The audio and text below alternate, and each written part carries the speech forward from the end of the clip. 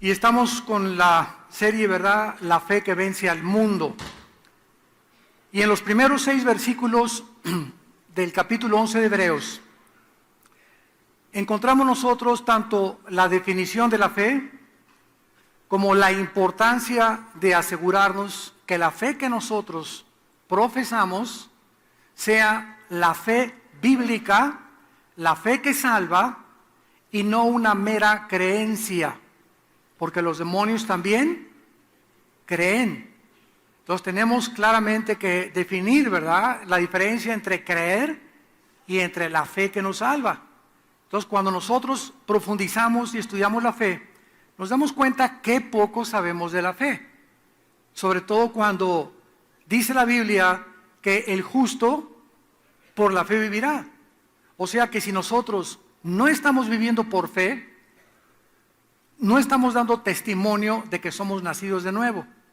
Y la única forma de demostrar que somos cristianos no es viniendo a la iglesia, aunque es necesario venir a la iglesia, no es simplemente cantar al Señor, aunque es importante, sino que cuando vienen las pruebas y la adversidad a nuestra vida y no nos movemos del fundamento de nuestra fe, no nos animamos, no recurrimos al alcohol, ni a las drogas, ni a una puerta falsa, ni al suicidio, ni que ya no regreso a la iglesia y que ya ni siquiera creo que Dios existe.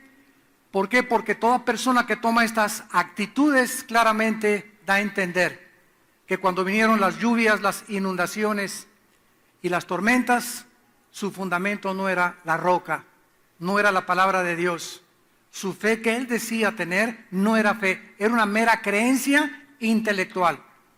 Y en estos tiempos que estamos viviendo actualmente, vamos a descubrir que muchos de ustedes que han venido a la iglesia por años, van a venir pruebas cada vez más difíciles en el mundo, va a haber cosas más inciertas, más difíciles de entender política, filosófica, religiosamente, etcétera, científicamente. Y ante estas cosas que nos pueden sacudir o movernos, como decimos vulgarmente, el tapete, debemos de mantenernos firmes. ¿Y qué es lo que nos va a mantener firmes? La certeza de lo que se espera, la convicción de lo que no se ve. ¿Qué es la fe? Una certeza, una seguridad, un fundamento. Yo sé sobre qué estoy parado, y precisamente porque estoy parado en Jesucristo y no en el ateísmo, ni en las filosofías orientales, ni en la otra religión falsa, sino que mi fundamento es Jesucristo, voy a aguantar tormentas, lluvias, y nada ni nadie jamás, ni la espada, ni la persecución, ni el hambre, ni la desnudez, me separará nunca del amor de Dios en Cristo Jesús, Señor nuestro. ¿Por qué? Porque estoy parado sobre un fundamento inconmovible. Y siendo esto tan importante, tenemos pues que examinar la vida de estos grandes hombres, héroes de la fe. Se podría llamar Hebreos 11 la galería de los héroes de la fe, para poder entender lo que el Espíritu Santo nos quiere dar, para que entendamos si la fe que tenemos es la fe bíblica, la fe que realmente nos ha salvado. Entonces la fe, dice el versículo 1 de Hebreos 11:1, es una certeza, un fundamento de algo que viene. No mañana, no pasado, tal vez en una semana, un mes o a lo mejor años. Es algo que tú estás esperando, pero estás seguro, como esa niña que iba en un tren y que pasaron por montañas, iban un par de viejitos enfrente de la niña, como de 10 años la niña, y el tren fue sacudido, cayó granizo, cayó todo, y los viejitos se agarraban unos a los otros y estaban temblando, y se va a descarrilar el tren y a lo mejor nos morimos, y la niña subía en las montañas el tren y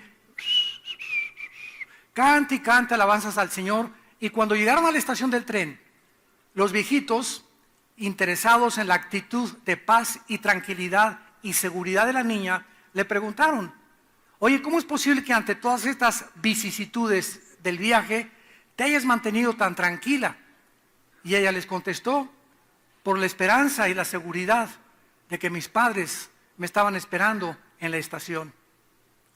Entonces ella, ¿verdad?, pudo enfrentar todos estos problemas con la única esperanza de que iba a ver a sus papás esperándolo en la estación. Entonces, ¿qué es lo que nos hace a nosotros sobrevivir y atravesar este mundo de muerte y de tristeza y de lágrimas? Es Jesucristo. Bienaventurados los hombres que han esperado en Jesucristo, porque ellos serán los herederos de la vida eterna. Dios nos hizo renacer para una esperanza viva. Toda la vida del Nuevo Testamento encontramos que fuimos llamados a esperar, a esperar, a esperar. Y el que tiene esta esperanza, 1 Juan 3, versículo 3, se purifica a sí mismo. Si cada vez no es más santidad en tu vida, si cada vez no es un crecimiento en tu vida a la santidad, ¿cuál esperanza tienes? ¿Se acuerdan ustedes en el libro de Hechos, capítulo 4, que dice el apóstol Pedro, arrepiéntanse para que vengan tiempos de refrigerio? Bueno, la palabra arrepentirse, ¿qué significa? Cambia tu manera de pensar. En otras palabras, cada vez que nosotros cambiamos nuestra manera de pensar sobre el pecado, Dios nos refresca. Aunque aquí se refiere, ¿verdad?, a un evento profético, se puede aplicar al presente, porque los principios bíblicos tienen dos aplicaciones, pueden ser futuras o prácticas para el presente. Cada vez que nosotros cambiamos nuestra mente respecto a algo que sabemos que estaba mal y me decido no hacerlo, claro que con la fortaleza de Dios viene un refrigerio a mi vida, viene una nueva visión a mi vida, viene una nueva paz a mi vida, vienen bendiciones a mi vida, a mi matrimonio, a mi familia, a mi trabajo, a mi ministerio, porque estoy cambiando mi manera de pensar respecto al pecado. Cada vez que dejas más de robar, más de ver pornografía, eres más fiel a tu esposa, disipulas a tus hijos, lees la palabra de Dios, y cada vez que piensas que algo que estoy haciendo está mal y cambias tu manera de pensar, se llama arrepentimiento. Tiempos de refrigerio tiene Dios para nosotros. Cuando yo pude entender esta lección en Hechos 4 que Pedro estaba diciendo, dije, lo aplico a mi vida. Y de veras qué maravilloso es, ¿no?, que todos los días tenemos algo, que tenemos que cambiar nuestra manera de pensar. Ya no voy a tratar a esa persona como le he tratado. Ya no le voy a contestar a mi papá como le he contestado. Ya a mis sirvientes no los voy a tratar como los he estado tratando. Ya no voy a robar lo que he estado robando en mi taller mecánico. Ya no voy a dejar. Cada vez que dejas de hacer algo malo, Dios te refresca. Dios te aviva. Dios te da una nueva visión, una nueva energía. Y la fe no solamente es una seguridad, un fundamento de algo que viene, sino que también es una convicción. ¿Quién nos da la certeza y la seguridad de que algo viene a la vida? La palabra de Dios. La palabra de Dios es la que nos da la seguridad que las promesas que están aquí escritas van a venir a mi vida. Si Dios me dice, serás salvo tú y tu casa, no solamente me voy a sentar en el sillón de mi casa a ver la televisión, a ver Viviana y Colorina y las telenovelas. Disculpen, pero Viviana y Colorina es la última que me dijeron que existía, ya no sé ni cuáles son ahorita, ¿verdad?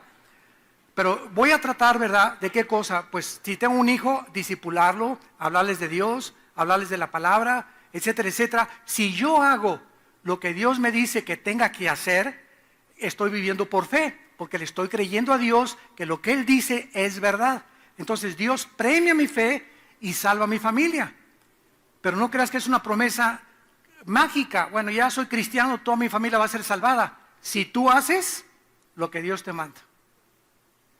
Si tú sigues orando por tus hijos, sigues orando por tu esposo, sigues orando por tus padres o por tus hermanos, Dios recompensa la fe. Entonces la fe es una convicción en segundo lugar. ¿Quién nos da esta convicción? El Espíritu Santo. Nos da testimonio de que somos hijos de Dios. Romanos 8, 26. Entonces la certeza nos la da la Biblia, la convicción nos la da el Espíritu Santo. En conclusión, ¿qué es la fe? La fe está relacionada con el futuro, escríbelo, y con lo invisible. La fe está relacionada con el futuro y con lo invisible. Si lo veo, no es fe. Porque la fe, mucho cuidado, la fe no necesita evidencia física. No necesito ver a un paralítico pararse de la silla para tener fe. Es lo que Dios me está diciendo. No necesito que se me aparezca un ángel para creer en Dios. No necesito ver que mi hijo sea sanado del cáncer o mi hija del cáncer y que vea que el tumor le desaparece para decir, ahora sí es un milagro, ahora sí creo en Dios. En el momento que yo tenga una evidencia, ya no es fe, es una creencia. Y me va a maravillar que ese paralítico se paró de la silla de ruedas, me va a maravillar ese milagro, pero ese milagro solamente alteró mis emociones y mis sentimientos. ¿Pero cuánto me van a durar esas emociones? ¿3 días? ¿5 días? Pero la fe bíblica me va a sostener aunque yo no vea nada. No necesito ver nada, no necesito ver milagros, no necesito ver ángeles, no necesito que Dios me dé ninguna prueba. Me basta y es suficiente saber que alguien en una cruz murió por mí. Y que aunque yo después de creer no tuviera ningún milagro, ni siquiera tuviera ninguna bendición de Dios, lo que Él hizo en la cruz por mí fue suficiente para mantenerme firme hasta que Él venga. Pero vimos un mundo ahorita donde, ¿qué se le está dando a los cristianos? Milagros, milagros, milagros, vengan, milagros, vengan, milagros. Y es un grupo de cristianos, millones de cristianos que están siguiendo a Jesús a través de lo que ven. Tal vez, si Dios, voy a llevar a mi cuñadita porque va a haber un hermano que predica y hace milagros. Voy a llevar a esta persona porque hay sanidades. Y la gente se amontona como en los tiempos de Cristo. Porque la gente no busca a Cristo por lo que Él es, sino por lo que Cristo quiere hacer por ellos. Por los regalos que Dios nos tiene. No veamos los regalos, veamos al dador de los regalos. Y no los dones de aquel que nos bendice. Ojalá que todo esto tengan entendimiento para asimilarlo. Muy bien. Vamos a ver ahora que en Hebreos 11 hay un orden cronológico. ¿Qué quiero decir con esto? Primero es la fe de Abel, después es la fe de Enoc, después es la fe de Moisés, después es la fe de Abraham. O sea, ¿qué acaso la fe de Abel fue la más grande por lo que lo pusieron en primer lugar? No. ¿Fue la fe de Noé, que viene antes de Abraham, más grande que la de Abraham? Tampoco. Entonces, ¿por qué hay un orden de primero Abel, después Enoc, después Moisés, después Abraham, etcétera, etcétera? Este orden cronológico, vamos a ver que también sigue un orden experimental. Porque de acuerdo a Abel, hay un principio de la fe. De acuerdo a Enoc, hay otro principio de la fe. De acuerdo a Moisés, hay otro principio de la fe. De acuerdo a Abraham, hay otro principio. Entonces, cuando sumamos estos principios, nos damos cuenta que la fe tiene que comenzar siempre, siempre, siempre con el principio espiritual que vamos a ver en la vida de Abel. Muy bien, dice el versículo 4, por la fe Abel,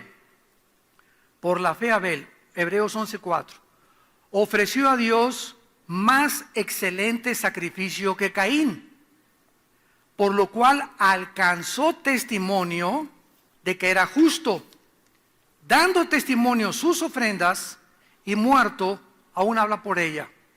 Muy bien, vemos nosotros en primer lugar que para que nosotros podamos realmente decir, creo realmente en Dios, y que esa creencia no es intelectual, sino que es una creencia que brota de que yo nací de nuevo, tengo que dar un testimonio al mundo. Si tú dices que tienes fe y yo tengo obras, y tú tienes fe y no tienes obras, ¿sabes una cosa? Que tu fe es la de los demonios. Dice Santiago 2. Entonces, ahí está la cuestión de que la fe sin obras es muerta. No significa que las obras nos van a salvar, como lo han malinterpretado muchas sectas, y que somos salvados por la fe más las obras. Eso creen también los que creen que se pierde la salvación. Cuando te encuentras una persona que cree que la salvación se pierde, te dice lo siguiente: bueno, yo por gracia fui salvo, pero ¿sabes una cosa? Dios me dejó para que de ahí en adelante me portara bien, y si me porto mal, pierdo mi salvación. O tal vez algún día yo pueda renegar de Dios y decir, ya no quiero ser salvo y me voy al infierno. Bueno, si Dios hubiera dejado que nosotros por nuestras fuerzas nos mantuviéramos de pie, ninguno estaríamos de pie al final. Pero Dios nos dice, te haré entender y te sostendré hasta el final de tu vida. Fiel es el que os llamó, el que también hará. Y el que comenzó la buena obra, la terminará hasta el día de Jesucristo. Entonces Dios no nos salva, ¿verdad? La fe más las obras igual a la salvación. Es por gracia. Cuando yo llegue al cielo no va a haber nada que me pueda jactar o ningún mérito para que Dios me acepte. Bueno, Señor, me dice Pedro, ¿por qué vas a entrar aquí al cielo, hermano? Bueno, Pedro, por la gracia de Dios, pero me porté bien. Una patada y va para abajo. Cero obras. Cero obras. La fe es la certeza de lo que se espera. Y por gracia somos salvos por medio de la fe, no por obras. Y cuando decimos que se pierde la salvación, si yo hago malas obras, entonces estoy agregándole obras al sacrificio de Cristo. Y la pregunta de los 64,000 pesos es la siguiente: ¿por cuántos pecados murió Cristo en la cruz? Pasados, presentes y futuros. Entonces, si tú crees que se pierde la salvación, me estás diciendo, es que Cristo solamente me perdonó los pasados, pero mis pecados presentes o futuros que hoy voy a cometer, alguno de ellos me puede condenar para siempre. ¿Qué falta de entendimiento de lo que es la gracia y lo que son los pactos de Dios? Muy bien, vamos a ver entonces en la fe de Abel. ¿Qué fue lo que sucedió? Caín y Abel sabían, porque sus padres se lo enseñaron, que el camino a Dios no era el de las obras. El pecado entró por la incredulidad, por la venida de la incredulidad. Ahora Dios quitaba toda obra, todo mérito en el ser humano para que pudiera regresar al huerto del Edén, para que pudiéramos regresar al paraíso de Dios. Entonces, por medio de la incredulidad, Adán y Eva cayeron de la gracia de Dios. Ahora Dios escoge la fe para regresar a Él sin absolutamente ninguna obra. Entonces, ¿qué era la forma en la que tenían que regresar? Siempre sería, desde Abel hasta nuestros días, por la muerte de un sustituto. Alguien tendría que pagar por mí para que yo pudiera regresar a Dios. Porque nada me calificaría nunca, ni hacer 5 asilos para ancianos, ni 10 orfanatorios, ni irme a la villa 20 veces ida y vuelta, ni regalar todo mi dinero. No habría absolutamente ninguna obra, 0 obras para regresar a Dios. Dios lo tenía que hacer todo en nuestro lugar, para despojarnos de todo mérito y de toda jactancia. Entonces Caín y Abel supieron que cuando ellos pecaron, Génesis 3:21, Dios los viste. ¿Se acuerdan qué fue lo que hizo Adán y Eva cuando pecaron? Inmediatamente agarraron hojas ¿de qué? ¿De un huizáchil? No, ¿verdad? ¿Por qué dice de higuera? ¿Verdad? La higuera representa a Israel, a través de donde vendría el Mesías. Entonces ellos cortan, o sea, lo más seguro es que juntito a ellos estaba el árbol de la higuera. No eran mangos ni almendros con lo que se taparon. El árbol de higuera rodeaba el huerto del Edén. Ya es otro estudio a través de la higuera en el Nuevo Testamento, ¿verdad? Pero lo primero que hicieron ellos es agarrar el árbol más cerca que tuvieron, agarrar las hojas y cubrir su desnudez delante de Dios. Desde ese momento hasta nuestros días, cuando el ser humano se siente desnudo, híjole, ¿verdad? Los aztecas, los dioses tenemos que aplacarlos, matemos víctimas, saquémosles el corazón. Una religión para poder taparnos. Todas las religiones son hojas de higuera. Porque estamos nosotros queriendo tapar nuestra desnudez espiritual delante de Dios. Y al momento que nosotros creemos que podemos nosotros tener la medicina para regresar a Dios, despojamos a Dios de su soberanía y de su gloria. Entonces, ¿qué hace Dios cuando Adán y Eva se tapan? Inmediatamente, Génesis 3:21, mata Dios un animal.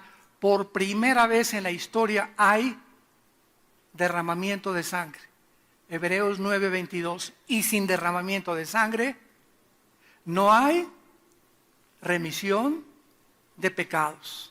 Por favor, Levítico 17:11, cuando coman carne, sáquenle la sangre, le dice Dios a Israel, porque la vida de la carne está en la sangre. La palabra vida es nepesh, que es alma. El alma humana se encuentra en la sangre. El alma humana se encuentra en la sangre. La vida humana, la vida del cuerpo, se encuentra en la sangre. Antes que se descubriera la circulación de la sangre, la Biblia ya establecía que la vida de la carne estaba en la sangre. Y esta es la razón porque cuando Cristo muere en la cruz, ¿qué derrama? Su vida. ¿Dónde estaba su vida? En la sangre. Por eso a ese musulmán que me preguntó un día, oiga, usted, los cristianos dicen que Dios murió en la cruz, ¿verdad? Qué tontos son, me dice este musulmán. Muy inteligente. Porque si ustedes dicen que Dios muere, ¿verdad? ¿Cómo puede un Dios morir? Si Dios muere, se apaga el universo, se detiene el universo. Y yo le contesté a este musulmán, ¿cómo le debes de contestar tú? Bueno, Jesucristo tenía dos naturalezas. Era 100% humano y era 100% Dios. Porque si no hubiera sido humano, no se hubiera podido identificar con nosotros. Un ángel no podía identificarse con los seres humanos. Un ángel no podía pagar por los pecados porque los ángeles no tienen sangre. Y tenía que ser Dios porque solo en la cruz Dios nos puede perdonar. Y el que nos moría en la cruz era Dios hombre, y lo que murió fue la naturaleza humana, fue en el cuerpo, no fue en el espíritu, fue en el cuerpo de Cristo. Romanos 8, 3 y 4, donde los pecados fueron puestos. En el cuerpo de Cristo, en la carne de Cristo, la carne de Cristo fue machacada, latigueada, los tejidos subcutáneos saltaron a la vista, el látigo romano lo desgajó completamente, la cabeza infectada, llena totalmente, torrentes de sangre le caían de las espinas de 2-3 pulgadas que los romanos le pusieron, sus manos sangre, en la carne sangre, en la espalda sangre, todo era un guiñapo humano. Jesucristo era el cuerpo, era en la carne donde Dios estaba descargando la ira, porque es el cuerpo, la carne, el vehículo que usa el pecado. ¿Me van siguiendo? El pecado usa mi cuerpo. Por eso dice Romanos 12:1, presentar vuestros cuerpos en... Y por eso dice 1 Corintios 9:25 al 27, golpeo mi cuerpo y lo pongo en servidumbre. Nuestro cuerpo tiene que ser latigueado, ya no físicamente, como los monjes equivocadamente lo interpretaron. Ahora tengo que castigar mi cuerpo a través del espíritu que tengo que amarrar mi cuerpo y que quiero pizza, pues no le doy. Quiero helado a las 11 de la noche, cállese, no le doy. Y me voy a proponer ahora desayunar bien fuerte, comer un poco menos y no voy a comenzar a no cenar. Y en la noche no ceno. Y comienzo a castigar mi cuerpo y es la forma de comenzar a castigar el cuerpo y a negar los apetitos de la carne. Me propongo no ver esa película, le voy a pagar. Voy al cine, veo que está muy roja la cosa, me salgo del cine, no quiero ver eso. Y cada vez que le dice al pecado, no, tu cuerpo comienza, ay. Tu espíritu comienza a crecer como un gigante. Y cuando viene la tentación, el cuerpo, ¿verdad? Cállese. ¿Por qué caes en tentación? Porque tu carne estaba más fortalecida que tu espíritu. Ay, hermano, pues si sigues saliendo con tu novio y sigues dejando que tu novio te acaricie, vas a caer en el pecado. ¿Por qué? Porque estás poniendo tu carne en el sartén. Y hasta aquí huele a parrillada.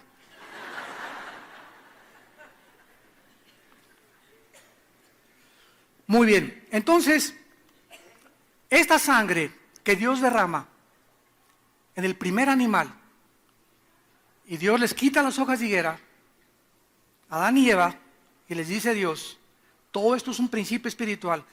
La raza humana, todos ustedes de aquí en adelante, para que lo aprendan todos, ustedes no se van a vestir, yo los voy a vestir. Yo soy el que voy a cubrir el pecado. Y esta sangre que se derramó en el animal, hasta la cruz, cuando Dios le da la ley en el monte Sinaí a Moisés, les enseña al establecer un orden sacerdotal de la tribu de Leví y de la casa de Aarón, que tenían que sacrificar animales. Y vemos en todo el Antiguo Testamento que el borreguito, que el pajarito, que el cordero, que el chivo, la gente tenía que llegar, y entonces el sacerdote, hagan de cuenta que este era el altar en el tabernáculo, venía la familia Pérez, a ver familia Pérez, le pegaste a tu esposa, ¿verdad? Sí, y usted también, sí, sí, es cierto, pastor, o el sacerdote, ¿verdad? A ver, los chamaquitos también se portaron muy bien. ¿Qué traen de sacrificio? Un chivito, de acuerdo al dinero que cada familia tenía. Entonces, agarraban el chivito, síganme con cuidado, agarraban el chivito y el sacerdote lo ponía en el altar al entrar al tabernáculo. Entonces, la familia Pérez tenía que venir y poner sus manos en el sacrificio, significando que ellos merecían que morir en ese altar, pero que ese animal era un sustituto que estaba pagando por ellos, y a través de la sangre de ese animal inocente, pobre chivito, ¿verdad? Que hizo nada, ni el borreguito, nomás.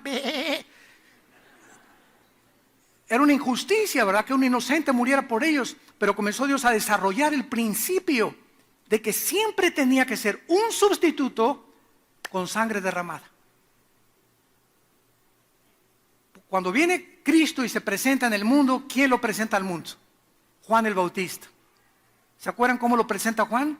He aquí el Cordero de Dios. Lo presenta como el sacrificio que a través de todo el Antiguo Testamento se había venido observando para que el pueblo comenzara a educarse, y cuando llegara el Mesías, el pueblo supiera que todo lo que los corderos y los sacrificios simbolizaban era la muerte del Mesías que vendría, y él ahora, desde ese momento, se acababan los sacrificios. Hebreos 10, con un solo sacrificio hizo perfectos a los santificados. Ya no habría necesidad de matar chivos, ni de rodillas, ni ofrecerle pan de muerto, ni ofrecerle donas de la tía Rosa, no había necesidad ya absolutamente nada que nosotros hiciéramos. El hombre dice, tenemos que hacer, y el mensaje de la Biblia es, ya está hecho. En la cruz. Ya está hecho. Todo lo que tenía Dios que hacer, ya lo hizo en la cruz. ¿Qué cosa es la misa? Lo digo con respeto, pero tenemos que hablar de la verdad. ¿Qué es la misa? Pregúntale a una persona que sea católica. Si hay católicos aquí, quiero que tú contestes qué es la misa. Te voy a decir lo que van a contestar. ¿Es el sacrificio de Cristo, verdad? ¿O es la Eucaristía? Y de acuerdo al Concilio de Nicea, la misa es un sacrificio por los vivos y los muertos. O sea que se brincaron la cruz. Los sacerdotes levíticos, los sacerdotes eran mediadores entre los hombres y Dios. Viene Cristo y dice, ya no más sacrificios, se brincan la cruz y siguen ofreciendo sacrificios simbólicos, o sea, siguen ofreciendo a Cristo. Cuando el cura levanta el cáliz, dice, introigo al altare Dei ad eum cultifica juventudes meam, en latín, que significa, me introduzco al altar a ofrecer el sacrificio. Si alguien se muere, hay una misa que se llama gregoriana para sacar al difunto del purgatorio. Jesús, María y José y el burrito que los acompaña. ¿Cómo que para sacar al difunto? Es que le vamos con la misa gregoriana a ahorrarle 2000 años menos en el purgatorio para que salga antes. Misas a los muertos, misas a los muertos. Ofrecerle sacrificios a los muertos. Bueno, ¿dónde está eso? No está en la Biblia. Son tradiciones, y cuando venimos a la Biblia se nos caen todas estas vendas. Y tenemos que tener compasión también de toda esa gente, ¿verdad? Porque hay católicos bien sinceros que aman a Dios, pero no conocen la verdad. Y es el conocimiento de la verdad lo que nos hace libres. Entonces, es claro toda esta enseñanza de la fe. Tenía que haber un sustituto y tenía que haber derramamiento de sangre. Entonces Adán y Eva le dijeron a Caín y Abel, hijitos, cuando se acerquen a Dios, tienen que acercarse a través de un sustituto y de la muerte de un inocente, a través de la sangre. Si no se acerquen a Dios, vamos a Génesis 4 y veamos qué pasó con Caín y Abel. Dice Génesis 4, versículo 3 en adelante, y aconteció, andando el tiempo, que Caín trajo del fruto de la tierra una ofrenda a Jehová. O sea, el fruto del sudor de su frente. El fruto de su trabajo. El fruto de su sudor, el fruto de sus obras. el fruto de la tierra. Y Abel trajo también de los primogénitos de las ovejas, de lo más gordo de ellas. Y miró Jehová con agrado a Abel y a su ofrenda, pero no miró con agrado a Caín y a la ofrenda suya. Y entonces la consecuencia fue que cuando Caín se quiso acercar a Dios, al Santo de Israel, habiendo él establecido la forma como nos acercáramos a él, y habiendo acercado a Caín de acuerdo a lo que él creía que era, no es que es el fruto de mi trabajo, Dios le dice a Caín, no quiero tu ofrenda, y acepta la ofrenda de Abel, porque Abel trajo la ofrenda que Dios pidió desde el principio que le trajeran. Un sustituto, un animal inocente, la muerte de un animal, lo primogénito de sus ovejas, y Caín le trae el fruto de su trabajo. Desde Caín a nuestros días, Caín es el padre de todas las religiones.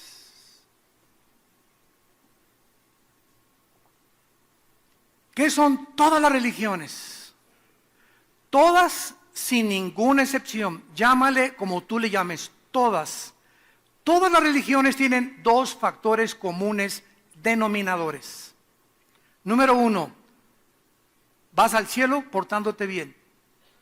El karma, la fuerza, lo que sea, buenas obras. Dos, sacrificios. Todas las religiones sin ninguna excepción. Por eso los aztecas sacaban el corazón, otros arrastrándose, otros van a la villa, otros trayendo pan de muerto, otros prendiendo veladoras, otros, siempre trayendo algo a Dios. Mira, Señor, esto y el otro. Mira, soy artista, ¿verdad? Y soy homosexual, pero voy a construir 3 asilos. Soy, ¿verdad? Me gustan las mujeres y amo las mujeres, soy mujer, ¿verdad? Pero te voy a dar $2 millones para construir 3 iglesias. ¿Qué estamos haciendo? Acercándonos a Dios, comprando a Dios de la manera que Él dijo que no nos acercáramos a Él. ¿Por qué hace toda esa gente todo lo que hace? Porque no conocen la forma de acercarse a Dios. ¿Quién les va a enseñar cómo acercarse a Dios? Nosotros. Somos la luz del mundo. ¿Cómo vas a ver tu hermano, tu cuñado en tu trabajo cómo acercarse a Dios si tú no das testimonio de cómo acercarse a Dios? Y me serán testigos cuando el Espíritu Santo venga sobre ustedes. Pero están los cristianos, llegan al trabajo y vas a la escuela y se levanta el pastor. No, que la evolución y venimos de chita. Hable la boca. Testifica, discúlpeme con respeto que usted merece. Son barbaridades lo que usted está diciendo. Perdóname, cuñado, pero esto no es la forma en la que tú tienes que hacer eso.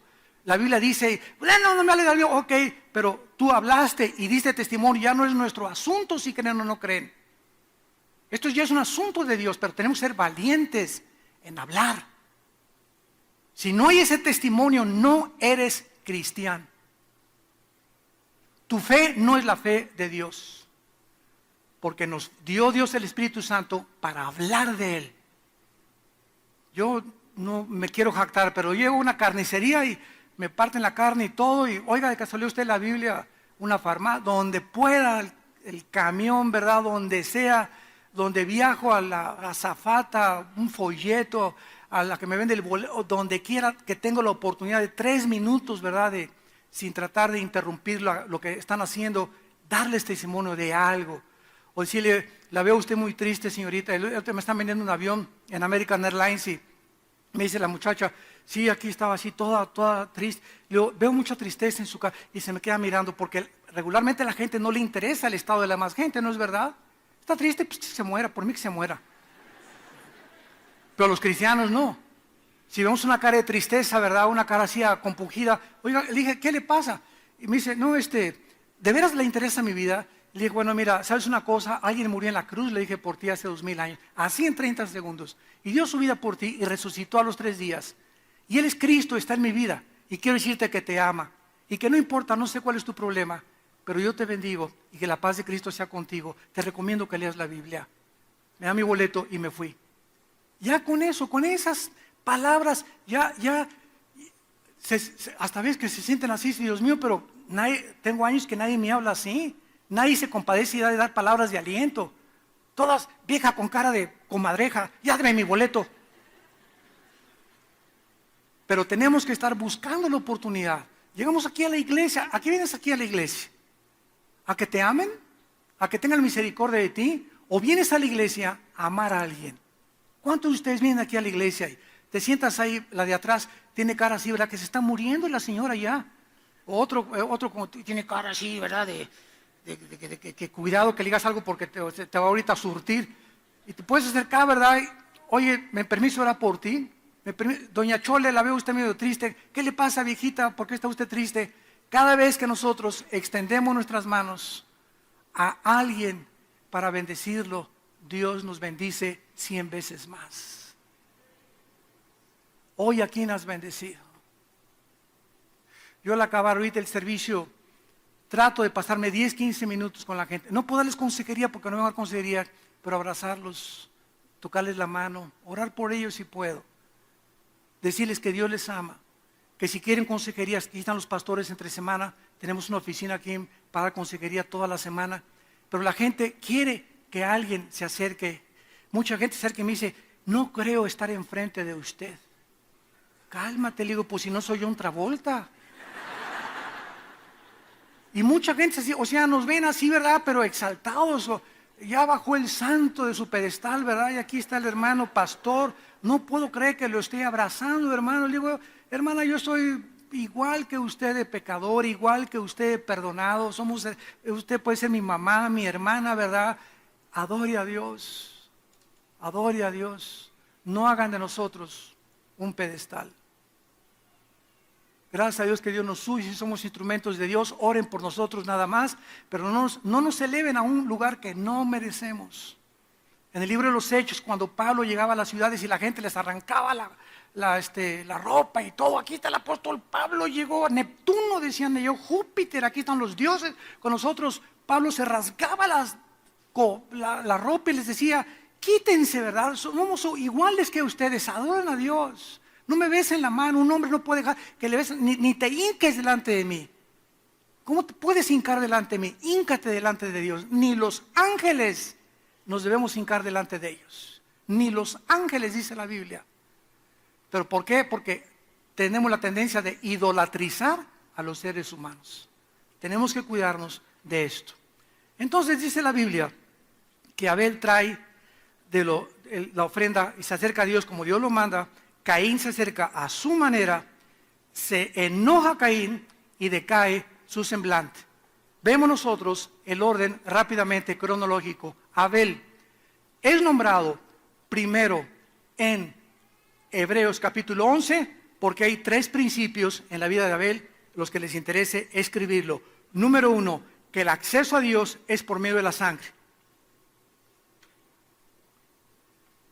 Cuando venimos en segundo lugar a Enoc, él caminó con Dios. Mucho cuidado con lo que estoy diciendo, abran los ojos y el entendimiento. Abel, el acceso a Dios por la sangre. Enoc caminó con Dios. La fe de Enoc. No puedes caminar con Dios más que antes haber tenido y aceptado el sacrificio de Dios. Noé con temor preparó el arca porque tú no puedes tener temor de Dios sin antes caminar con Dios y haber aceptado la sangre. ¿Se dan cuenta? ¿Me van siguiendo? Entonces el primer paso es aceptar el sacrificio de Cristo. Ahí me convierto. Ahí nazco de nuevo. De ahí mi segundo paso es comienzo a caminar con Dios. Y cuando camino con Dios, como lo caminó Enoc, entonces el tercer paso es que por caminar cerca con Dios y tener comunión con Dios, como la tuvo Enoc, que caminó con Dios, el tercer paso es que comienzo a tener temor de Dios. ¿Y sabes por qué tú haces muchas cosas a escondidas sin que nadie las vea? Porque crees que Dios no te ve. ¿Y por qué crees que Dios no te ve? ¿Y por qué te besas con tu novio escondidas? ¿Y por qué fornicas escondidas? ¿Y por qué escondes pornografía escondidas? ¿Y por qué rentas películas escondidas? ¿Y por qué robas escondidas? ¿Y por qué haces esto escondidas? Porque perdiste el temor de Dios. Porque si tuvieras el temor de Dios, no harías lo que haces cuando nadie te ve. Y ahí es cuando nadie nos ve, cuando damos testimonio, no a la gente, a los ángeles y a Dios. Señor, aunque nadie me vea, No lo hago porque nadie me ve, pero tú me ves. Y porque tengo temor de ti, lo hago. Y el temor de Dios llenará de confianza la vida del ser humano. Cuando tú comienzas a temer a Dios, comienzas a vivir con confianza, con seguridad en la vida. No tienes miedo ya de nada. Estás seguro que la esperanza y las promesas de Dios se van a cumplir en tu vida, porque el temor de Dios vivirá lleno de confianza el ser humano. Un ejemplo, José, Génesis 35 en adelante. Entra al palacio de Potifar, capitán de la guardia del faraón. ¿Y qué hace José? Bueno, era guapo, chavo, 25 años de edad, 20, 25 años de edad, bien parecido. Y se va el jefe de la casa a la guerra. Y la señora, la esposa de Potifar, le decían, la leona. Era una mujer sexualmente insatisfecha. Entonces comienza esta señora, pepinillo, y comienza a tratar de seducir, porque ahora está de moda eso, ¿verdad? Que las mujeres seduzcan a los chavitos. Y lo están poniendo, ¿quién? Las artistas de Hollywood, que se casan con un niño que les llevan 25 años de edad, 20 años de edad. Hoy, ¿qué crees que ese muchacho anda contigo por tu belleza? Anda por los pesotes que le vas a dar. O sea, tienes cara de Brujilda. Esta mujer quiere seducir a José y pasa mucho tiempo, escuchen, Josué sufre un ataque satánico sexual en el que pudo haber caído, nadie lo veía, y llega el momento en que ella le dice, ven aquí a mi alcoba, Josecito, aquí chencheche. Y a ver, cuéntame el cantar de los cantares. Cuando la mujer agarra a José y le dice, véngase para acá mi panquecito Marianela, José no se pone, no es pecado, no, fíjate, arrepiente de tus pecados, no mujer, no debes hacer estas cosas. Si José se queda a discutir, le gana la seducción. La Biblia dice en 1 Corintios 11, huyan de la fornicación. Si tu esposo, si tu novio en el cine comienza con sus manoseos, no te pongas, párate y salte del cine y déjalo que se acabe las palomitas él solo. Si pasan por ti 3 o 4 chavos en un coche, con 3 o 4 chavas y te invitan a ti, nunca te atrevas a subirte con ese grupo en ese carro. Vas a perder, vas a perder. Entonces tenemos que huir, tenemos que ser conscientes de que la carne es débil. Entonces, ¿qué hizo Josué? Se echó a correr. Y dice la Biblia que lo hizo porque aunque nadie lo veía, tenía temor de Dios. Noé se enfrenta con un mundo pagano, hostil, idólatra. ¡Ja, ja, ja! Está construyendo un barco. Nunca ha llovido. Está loco este señor. Y además el mar está como a 50 kilómetros de distancia. ¿En qué se va a llevar qué la arena lo va a transportar? Él estaba haciendo cosas que no se veían. La fe es la convicción de lo que no se ve. Iba a caer. Y con temor preparó el arca en que su casa se salvase. Si yo no tengo temor, no tengo esperanza que mi familia se salve. Otra vez, si yo no tengo temor de Dios, no tengo la garantía ni la promesa de Dios que mi casa se salve. Pero si yo vivo en santidad y me sacrifico por mis hijos y por mi familia, Dios me promete, voy a salvar a tu familia. Y aunque cualquiera de ellos de tu familia ande mal, o tu hijo ande mal, o tu hija mal, yo lo voy a tocar. ¿Por qué? Porque tengo un pacto contigo, me dice Dios. Y mi pacto es que tú y tu casa serán salvados y la generación de los justos será bendita. Gloria a Dios. Vemos pues entonces, ¿verdad?, los 3 principios cronológicos que nos presentan un orden experimental. El acceso a Dios por medio de Abel. Además, después de que nosotros aceptamos el sacrificio de Dios, Romanos 5:1. Justificados por la fe, tenemos paz de Dios. No, no dice eso. Paz con Dios. Cuando Cristo entra a tu vida, dejas de ser enemigo de Dios. Si Cristo no está en mi vida, aunque yo diga, no, yo no tengo nada contra Dios. La Biblia dice a los piratas en tiempos de España que se salieron del gobierno de España y andaban ahí pirateando en el mar, ustedes son enemigos del gobierno español. Porque ustedes están pirateando fuera, sin gobierno y sin nada, han hecho sus propias leyes y no se sujetan a la ley de España. Si ustedes desembarcan en España, los capturamos y los metemos a la cárcel, porque eres un pirata. No te sometes a las leyes del gobierno. Y así tú puedes andas en el mar como pirata ahorita. Y el único gobierno es el gobierno del cielo.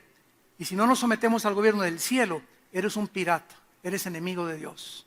Y hasta que no regresas al gobierno de Dios y te rindes a Dios, no tienes la paz con Dios. Dios no te puede perdonar. Justificados por la fe, tenemos paz para con Dios por medio de Jesucristo. Y en tercer lugar, tenemos la adoración a Dios. No puedo adorar a Dios sin antes aceptar la manera como Él dijo que me acercara. Número 2, sin antes tener paz y sin caminar con Dios. No puedo decirle, Señor, santo, santo, santo, si tengo una semana sin leer la Biblia. Santo, santo, santo, Señor omnipotente, chillo, Señor, sí, y sana a mi hijo, Padre Santo, y cuida a mi esposo, pero ni leo la Biblia, ni oro. Entonces mi fe es la fe de los demonios. Vengo y chillo y me toca la canción porque los sentimientos son alterados por la música, pero no estoy haciendo lo que Dios me dice. Y si no hago lo que Dios me dice, mi fe no es fe. Y sin fe es imposible agradar a Dios. Padre, te damos gracias por tu palabra en esta tarde. Te damos gracias, Señor, por volver a recordarnos el camino de regreso a ti. Eres tú el que has determinado la forma en la que el ser humano se acerque a ti, a través de la muerte de tu Hijo Jesucristo y de la vida que Él derramó en esa cruz. Cualquier otro sistema de pensamiento en el mundo, cualquier otro camino inventado por los hombres, que no sea la cruz, es enemistad contra Dios. Es un camino de religiosidad y de legalismos, porque es inventado a la manera que nosotros creemos que tú nos puedes aceptar. Pero no somos nosotros los que determinamos la manera de acercarnos a ti, sino tú. Y ese camino lo dejaste claramente marcado en una cruz. Jesús, te damos las gracias por tu muerte en nuestro lugar. Tú fuiste nuestro sustituto. Tú recibiste en nuestro lugar la ira de Dios que merecía nuestros pecados.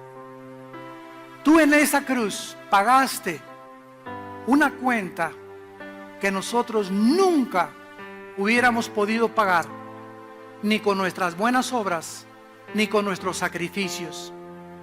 Porque en el Evangelio la justicia de Dios se revela por fe y por medio de la fe.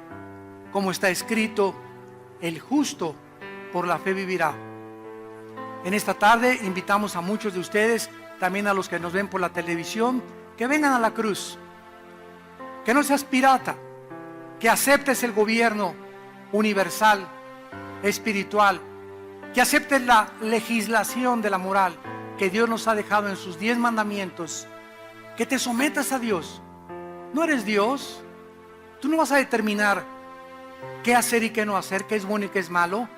Es Dios el que lo ha determinado a través de su palabra. Ven a Jesús, y si tus pecados fueren como el carbón, de negros, como la blanca lana vendrán a ser. ¿Qué tengo que hacer?, me preguntarás. Dile estas palabras al Señor, tu Dios y Salvador, Jesucristo. Te pido perdón por mis pecados. Acepto el camino que tú has trazado de regreso a ti. Acepto que he vivido muy lejos de ti, Señor.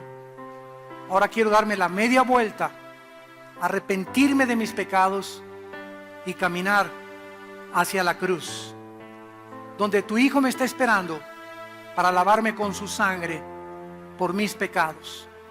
Señor Jesús, entra a mi vida en este instante como mi Señor y mi Salvador. Gracias por morir en mi lugar, por ser mi sustituto y por haber pagado el precio que yo nunca hubiera podido pagar. en tu nombre santo. Te alabo, te adoro por todos los siglos. Amén. Amén y amén. Alabado sea el nombre de Jesús. Alabado sea el nombre de Jesús. Te alabamos, Jesús. Gracias por tu palabra. Gracias por la palabra de Dios. Bendita palabra de Dios. Ámala. Guárdala en tu corazón. Memorízala.